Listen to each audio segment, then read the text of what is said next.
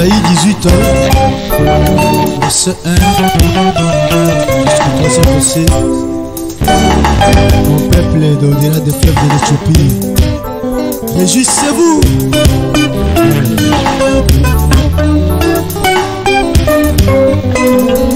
Mon peuple est au-delà de l'Éthiopie. Bonjour, bonsoir, bien-aimé Jésus-Christ. Il y a bino docteur Matoni Bamwabi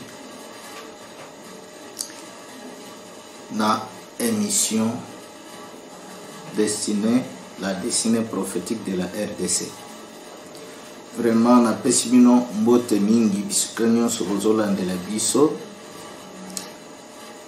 Par exemple, mon bien-aimé Daoud Ngolu, bien-aimé Jérémie Bibwe, Bote Mingi, mon bien-aimé Francis Kalombo, je te remercie pour tes remarques, que mon Dieu te bénisse. Mon bien-aimé Moussimwa Dengani, vraiment à chanter mon bien-aimé. Mon bien-aimé Bakwikila Dengani, merci Mingi. On a Kolanda, parce que c'est très important pour vous. C'est la destinée prophétique de votre pays. Dieu nous connaissait d'avance. Malgré notre complexe d'infériorité, Zamba yebaki mboka oyo. Ya yebiti na nini asala mboka oyo bongo. Mon bien-aimé, na yebite soki maman, soki papa, Modestine Liolia, na pesi mbote mingi. Ma bien-aimé Jeanne Mboui, vraiment Nzambe nanga pambola yo, pona kolanda biso. Adolphe Prosper TV, Kachumba, mbote mingi lisusu. Arnold Kanda, mbote mingi. Amisa Ishababo, topesio toujours Longonia. Marius Mbouy et mon bien-aimé Kalo Tandaye, Serge Mushikile, Deborah Mbouy, Peter Kimbondo,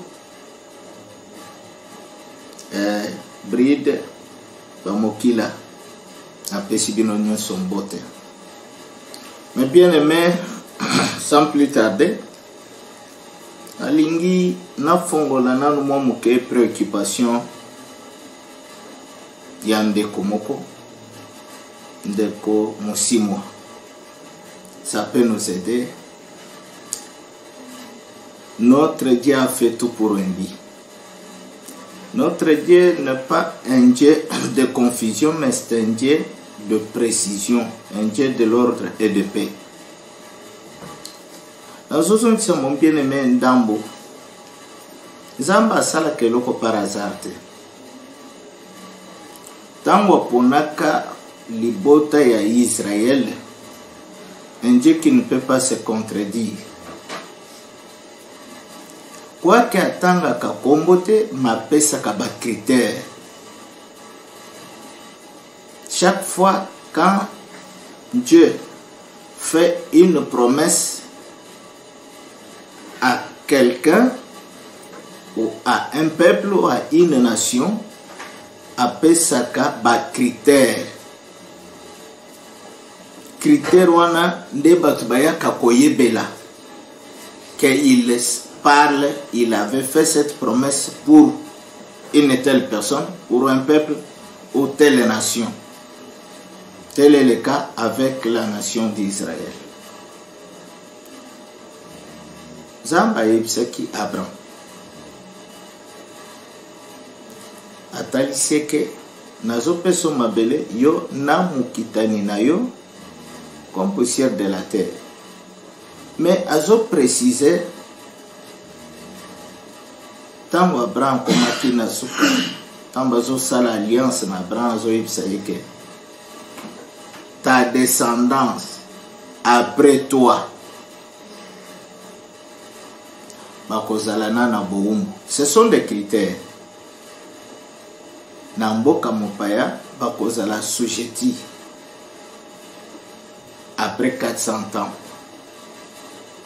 Tango péché à bamoréen et kokoma na comble ngai na kotinda loboko na ngai ya mbuya bakende ko bimisa bango na boumbu na bozui ebele après tout bapesa bango mabelo na lakio.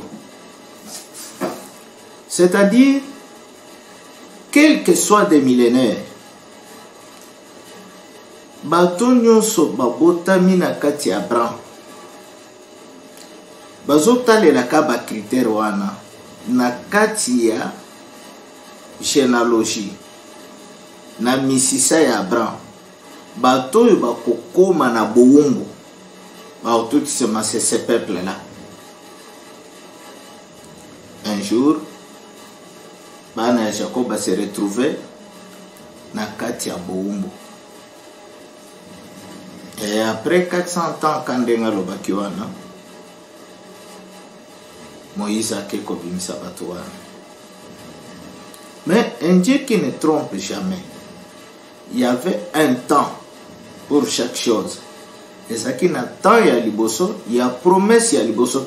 Na lingi bande ko balanda bien elokwana. Ce n'est pas de l'orgueil ou discrimination raciale ou tribalisme. On ne vient pas ici pour blaguer.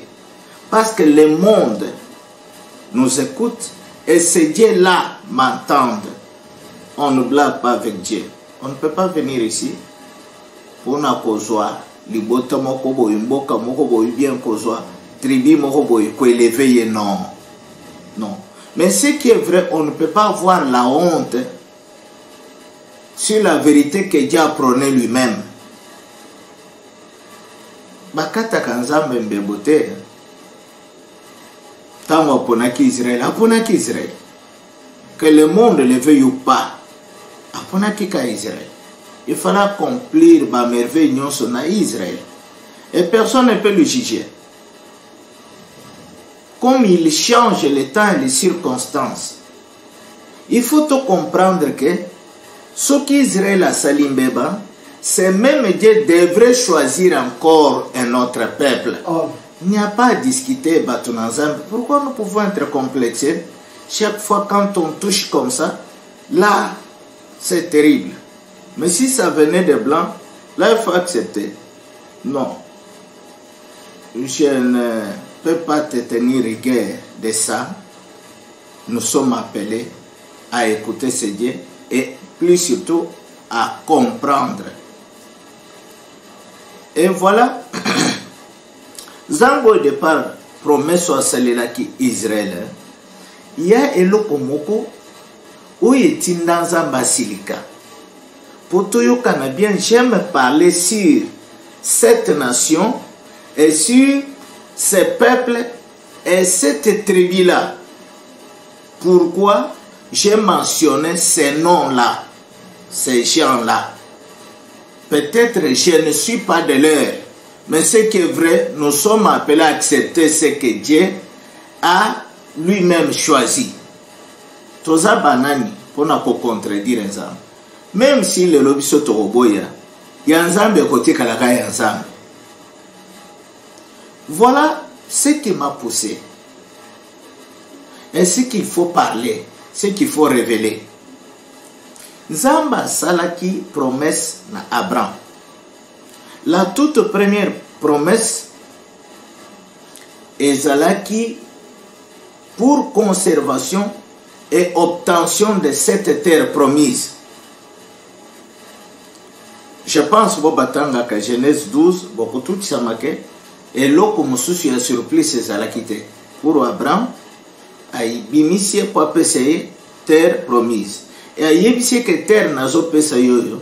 ezali ya yo moko te ekozala tina mokitani mpona mokitani na yo lisusu me mokitani nini Nzambe azotalisa mwa distinction par là azoloba mokitani akozala comme poussière de la terre.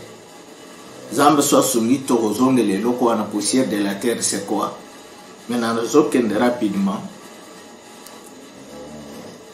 Akitia yebisi bango ke mabele wana ekozala pour toi Abraham et ta postérité mabele ya kimia pe bopemi libela na libela. C'est ça la toute première promesse. Mais na faisabilité, na accomplissement ya promesse oyo, il y a un scandale qui a poussé ces dieux de changer ce temps. À cause de cette circonstance-là, il faut que nous comprenions facilement. Parce que binonyo subotanga ka oze botanga ka Isaïe Nzambe wana prometa ki bato wana ki a cause ya mabe bosali na kocha bino mokongo. Il faut toyeba nini etinda kiye acha bato oyo a tourner bangodo. Et tant qu'on tourne bangodo pour ça la nini, il faut qu'on comprenne. C'est là où bino nanga tokotanga rapidement parce que ngana kotanga teme bino bokotanga parce que na lobela mingi place wana. Je suis retourné là-bas à cause de mon bien-aimé d'ici moi. Pour éclairer le lanterne sur ce. Na Deutéronome 32, 19, 21, Nzambe asili, Moïse asili kobimisa bana ya Israël. Na boumbu, aye na bango na désert. Na nzela po ba atteindre cette terre promise là, il y a un problème. Problème ni, c'est même Dieu asiliki. Il a parlé à travers la bouche de Moïse. Azobisa Moïse que yebisa bana na yoana. Baza bakomi bana infidèle. Et baza na mituma kasi. C'est Dieu qui parle à travers la bouche de Moïse. Pourquoi? Parce que bakomisio ya zanzambete c'est que ba exciter jalousie nangai na oya zanzambete ba lukikanda nanga na bikeko ya pamba. Suite à cela na kobombela bango elongi nanga na banzi bien-aimé ozolandanga mon bien-aimé Bissimo avec respect que j'ai envers toi ozolandanga. Nous sommes appelés à édifier le peuple, plus surtout, amener ce peuple à atteindre son destin ou son objectif. Parce que ce n'est pas notre peuple, c'est le peuple de Dieu. Nous ne sommes que des serviteurs. Maintenant,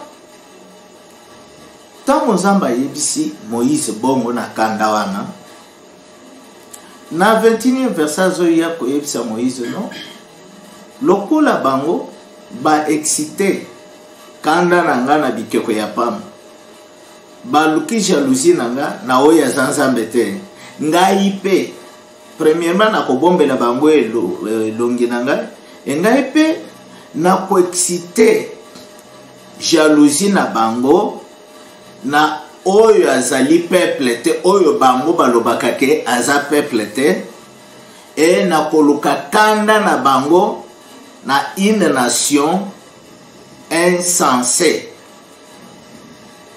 Là, ce n'est pas moi, c'est Dieu. Maintenant, notre problème, c'est quoi? Un Dieu de l'ordre et de paix, Nabisikawana a pesi critères. Mi balepamba. Alobi, c'est un peuple insensé et une nation sans intelligence. Tokolinga toyeba quel est ce peuple et quelle est cette nation. Critère ni monene ya koyebela peuple wana na nation wana, c'est le fait ya kozala ben sensé ya kozala peuple azana intelligence te tokokita poto ya koyeba de quel peuple s'agit-il, de quelle nation. Alobité des nations, une seule nation. Maintenant tokolande le monde mobimba après Israël, de quelle nation Dieu avait fait mention. Nazo quitte rapidement, mon bien-aimé. Tant Israël a excité Kanda Yanzambe, Kotuna a excité Kanda Yanzambe Ndengeni, c'était une parole prophétique qui devrait s'accomplir. Quand est-ce que parole wane kokaki ko s'accomplir? Tango Nzambe akobota mananzoto. Parce que Esaïe asia yebisaki bango que moi si mose kakobote le bino mwana, mais mwana wana boko pese kombo. Boko benga ye Emmanuel, qui veut dire Dieu parmi son peuple. C'est-à-dire il fallait Nzambe wana amiye la ye moko kovanda na kati ya bato na ye. Bato ya lukelaki terre promise, lokola bavandi maintenant il faut ya kobima na kati na bango. Tango abimi na kati ya bato wana, c'est là où cette prophétie s'est accomplie. Comment? Bango bato bazaki déjà instruit. Bato bayebaki déjà Nzambe. Bato Moïse asala loi bakomiti na bilongi na bango. Mais ba lento andako na bango, la loi était là. Na ba loboko na bango ya mobali bakomaki. C'est pour dire que bino boko bosanate, vous avez déjà tout. Lokola bakoti na terre promise, bavandi très bien na mabeloana, baebi que c'est de la part de Dieu que nous avons obtenu cette terre. Maintenant, Zambango ayeko bota makati na bango. Bango moko ba confirmer que cet enfant, son nom c'est Emmanuel, qui signifie tout simplement Dieu maintenant au milieu de son peuple. Zambe kati na bango, mais qu'est-ce qu'ils ont fait? Zambe ana kati na bango, bango bazo kende na temple. Na ebite ba bien aimé so bozolanda, ce qui a poussé Dieu à se mettre en colère, à être furieux. Qui était ce Dieu? C'est Jésus-Christ en Israël. La personne pour qui on avait donné ce nom Emmanuel. Wana noir sur blanc, tokobenda na tête, c'est très simple et clair. Oh. Maintenant, Jésus wana, qui était Dieu au milieu de son peuple d'Israël, yasili kokoma na asili kobota mazana kati na bango.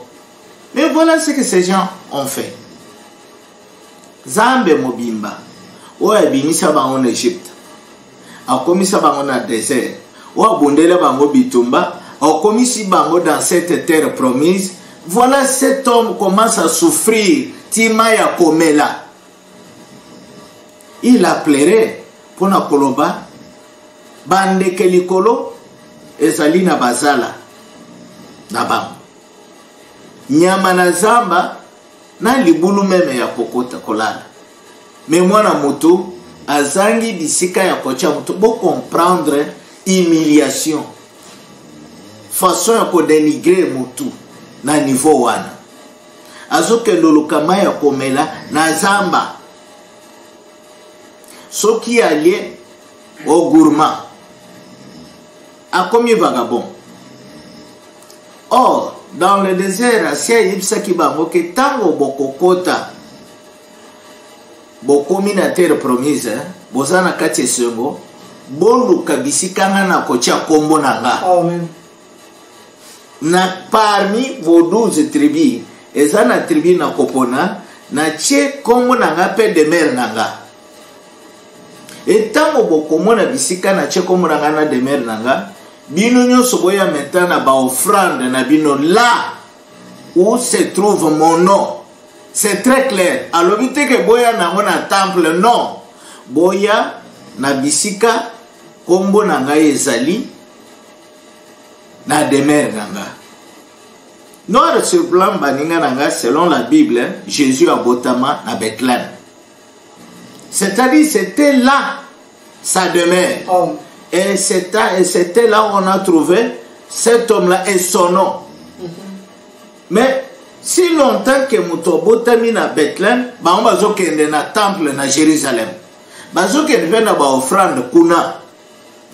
La personne qui n'avait même pas cette promesse là, c'est-à-dire j'ai fait mention des mages de l'Orient, mais batouan na ba comprendre bato bazaki ba kolo promesse de ba uti musika balandi étoile ti ba yoko pesa ba offrande na ndako wana na crèche wana ba yoko pesa offrande devant cet enfant. C'est que bato si liloba Moïse alobaki oro bango azaki ba israélite te, mais voilà ba kolo promesse, hein, ils n'ont rien fait.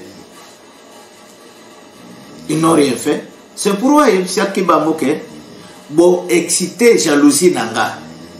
C'est que beaucoup mission ya zanzambete. Au moment où Zamba botami, pour na baya na offrande bamba zokende na temple de Jérusalem. Là où il n'y avait rien, il n'y avait que l'arche de l'alliance et des chérubins et des autels, des chandeliers. C'est pourquoi azo benga biloko nyonso na bikeko ya pamba.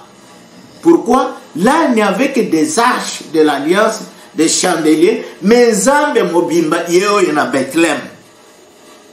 Au lieu ya koya na ba offrande nembo yokana kana désert dans la bouche de Moïse, qu'offrir moto nzambo yawa bango bakekona. Voilà ce qui lui a mené dans sa colère incommensurable. Et ce n'est pas fini. Baboui ko pesa yo offrande parce qu'azaki mwana mais aye koko la kati na bango. Ils l'ont reconnu parce que Paul Azoloba comment ba ko pesa moto etumbu soki bate yete. Oh. Maintenant il fallait tant ekokisama Jésus a atteindre l'âge de maturité ate ya bango. Tango koli bango moko baye kotuna ye mituna comme Moïse l'avait stipulé. Yenda akopese bino réponse na mituna batata na bino batuni na mode horaire bayaki kotuna ye et ba reconnaître que cet homme là ndenzambe. C'est dans leur bouche bazoloba que Dieu un grand prophète a apparu parmi nous et Dieu en majuscule a visité son peuple. Est-ce que vous avez bien aimé? C'est-à-dire, grand prophète, va reconnaître que Jésus, grand prophète. Après tout, il faut confirmer que c'est lui le véritable Dieu. Dieu a visité son peuple. Quand vous reconnaître bongo, vous avez que nous sommes dans le temple. Parce que Nzambe ne mtoala kakibino ke sobo moni bisika na kocha de mer nanga na chekomo nanga parmi vos d'autres rebis boya na bofrande kochela nga. Maintenant vous comprendrez mon bien-aimé ce qui a fait que Dieu change les temps selon cette circonstance. Jésus personne moto atikala kondima yete et moto salisa yete. Voilà pourquoi aza obligé à changer. A kokisi maloba yebisaka bango ke na robombele bino elongi. Bino botangaka Matthieu 23 37 39 botangaka. Moi je suis rapide. Nazo répondre par rapport aux préoccupations à mon bien-aimé. Parce que na kokoba na bénédiction mususu. Maintenant voilà, à partir de ce moment-là, c'est Dieu a changé le temps.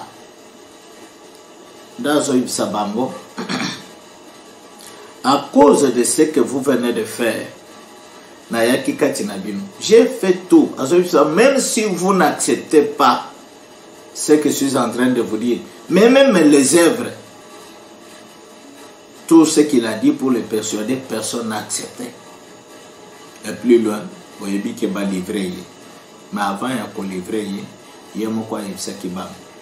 Après si bango lisese oyo nazonge la cabine chaque fois na Matthieu 21 on a bino 38 43 nde bisika zo bisa bango lisese yake bo conscience ambe saline ti muto azalaki na bilanga na ya vino bino bokendo otanga muto wana tango récolte atindi bato babomi bango na bato apesaki kobatela bato moso baye babomi baye obomatina mwana na moko. C'est là où Jésus leur pose cette question. Azotuna bango soki maître ya bilanga ye, qu'est-ce qu'il peut faire? Qu'est-ce qu'il peut faire avec ces gens? C'est les juifs. Bato azo répondre Jésus. Balobi il faut nyokola bato wana misérablement, nyokola bango makasi. Asili ko nyokola bango alobi baboto le même bango bilanga na pas pesa bato mosusu. Jésus maintenant que na masiste à répondre bango ouvertement. Alobi makambo na se komami na mikanda na bino. Boko mona moneti prodige. Mais c'est la volonté de Dieu. C'est pourquoi le royaume de Dieu vous sera enlevé et sera donné à une autre nation. C'est là où nous sommes. Tout ça m'a premièrement que Dieu devrait changer. Il fallait tchabawana mu Congo à l'autre nation musus. Wana na banzi ke bino nanga toyokani. Maintenant, toujours kende maintenant toyeba quelle est cette nation? Comment tokoki koyeba nation wana? Tozana ba critère ya liboso ya lobi nation ya kende koluka, c'est une nation insensée et un peuple sans intelligence. Et ça va critère minene et koede biso premièrement toyeba de quelle nation. Maintenant tant tozozonga na ba prophète, je suis rapide. Prophète Esaïe azotelisa biso ke nation wana na peuple wana baza au-delà des fleuves de l'Éthiopie. Personne ne peut nier ça. Dans un pays entrecoupé par des fleuves. Mon bien-aimé, d'ici moi, je ne sais pas si tu changeras la Bible. À l'obéissance à la loi et au témoignage. Si l'on ne parle pas ainsi, il n'y aura pas de l'aurore sur le peuple. Maintenant, sur le prophète Esaïe, Moutozoye ko préciser nation les abisika mososto ezali au-delà des fleuves de l'Éthiopie. C'est là où se trouvent même ces mêmes peuples là. Peuple ou une nation basali dans un pays entrecoupé par des fleuves. Maintenant ça ne nous demande pas le Saint-Esprit pour te comprendre. Tout ça na problème cartographie. Cartographie tant aux ondes na carte. Tout le monde qu'Afrique Bazolo le continent d'Afrique, au-delà des fleuves de l'Éthiopie est en Afrique. Au-delà, tout le monde en Afrique centrale. Mais Bazou précisait que le peuple Aza, la nation Baza dans un pays entrecoupé par des fleuves. Sans ignorer, Moutounion, ce qu'on comprend, c'est de la RDC qu'on a fait mention. Moutounion, ce monde mobile, c'est de la RDC. Maintenant, la Katia RDC, ce n'est pas RDC Mobimba. Ici, on parle d'une seule nation et un seul peuple. Il faut total na Katia RDC, parce que RDC a une nation mon côté. Na Katia RDC comme pays, il y a plusieurs nations, plusieurs ethnies. Oyeb, c'est que ça signifie une nation selon la sociologie. Je ne suis pas ici pour donner le cours à cela. Ce n'est pas mon problème, ce n'est pas ma préoccupation. Oyebi, quand est-ce que bako benga nation selon la sociologie? C'est-à-dire, na kati ya ba nation ezana RDC, il y a une nation. Na kati ya peuple ezana RDC, il y a un peuple. Peuple wana nde mutu bazolo bela awa na Nzambe. Maintenant, tokotala, quels sont les critères? Otoko banda ko bunda nango pour faire comparer peuple pour tout ça mais réellement ça oyo parce que même Pierre insiste sur ça. Pierre a insisté à l'objet que son Seigneur a jeté le regard vers les nations. Qui était son Seigneur? C'est Jésus, non? A jeté le regard vers les nations pour se choisir du milieu d'un peuple qui porte son nom. C'est-à-dire bazongelika eloko mokoana. Loko le tomoni bisika peuple azali bande konanga naza ko se limiter nambo parce que ça TV nazo koba na pensée nanga parce que basalinga signe soki ba yokelingai ba bakiselinga je peux Ok, mes bien-aimés, nous allons continuer l'agencement d'idées. Le col est aussi comprendre que peuple et la nation basali au-delà des fleuves de l'Éthiopie, selon Isaïe 18, premier verset, au deuxième verset.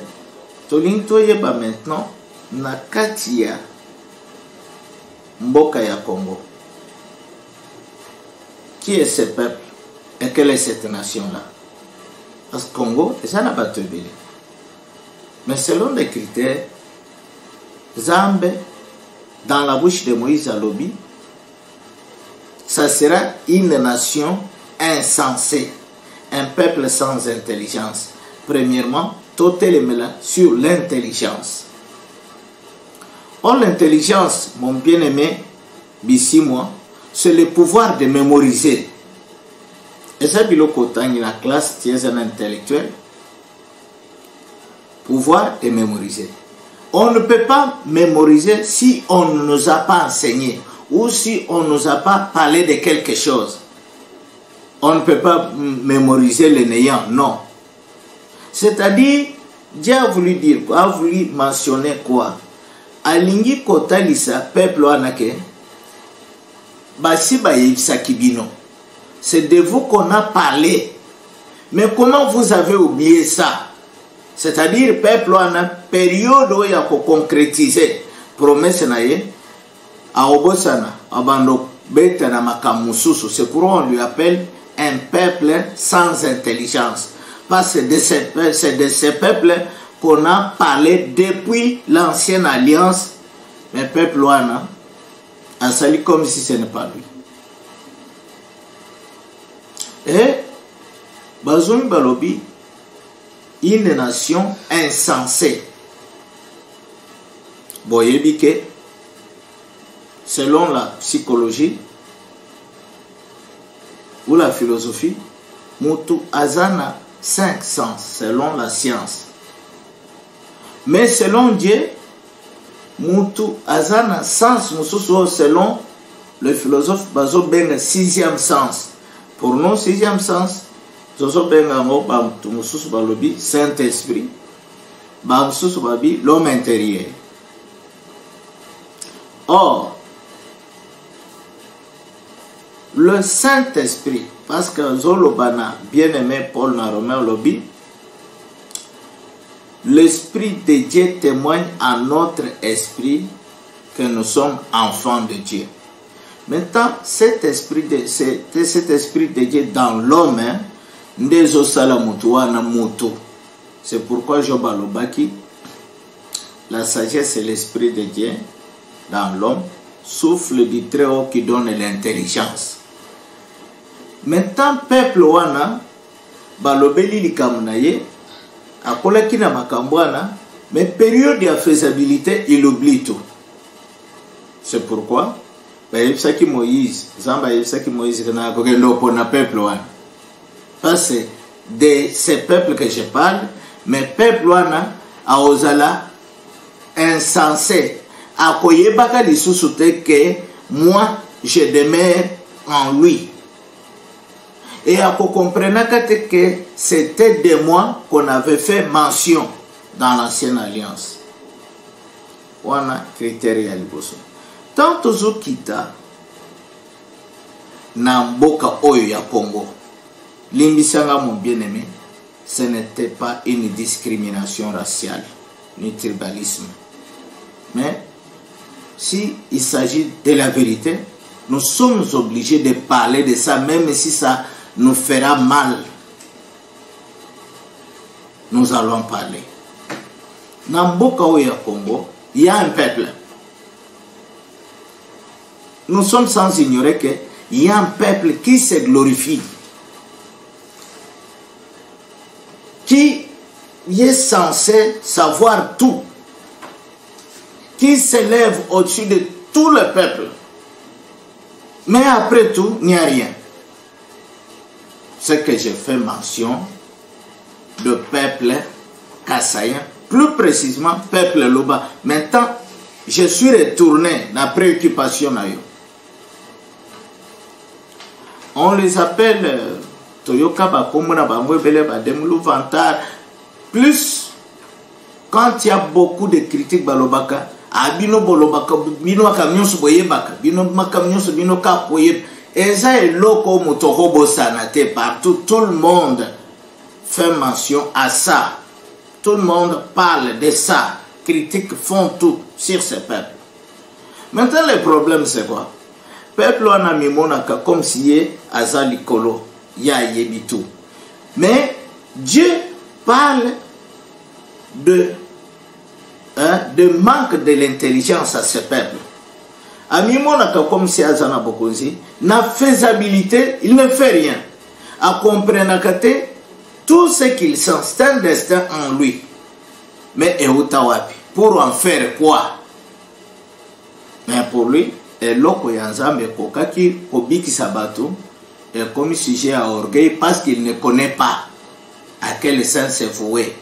C'est pourquoi Zamba Benga Kibango, un peuple sans intelligence ou une nation insensée. Alingi Kosala Makamo, Komata, Kotali ce que je suis, na Makam Yanzambe, mon bien-aimé, toi et moi. Nous, ça ne peut pas nous faire mal. C'est ce qui est vrai. Un peuple qui est grandi, Banda Babotaye, a yeba 10 commandements, Bible Zalaki n'a noté. On ne peut pas oublier de ça. C'est le peuple Luba. Et plus loin, on les considérait comme un peuple Moko. Il y avait des fois période Songolo, au Makam Nanzambe, il y a un groupe de prières bandaki au Teibat, Moussousou Nekolo Bayepsioke, sauté sur le mariage, au Lobibo Bayepsioke, au Makamba Baluba, azote Biso Biloko Baluba. Pourquoi? Pour eux, il y a la logique de la loi, va grandir Nango, la loi de Dieu.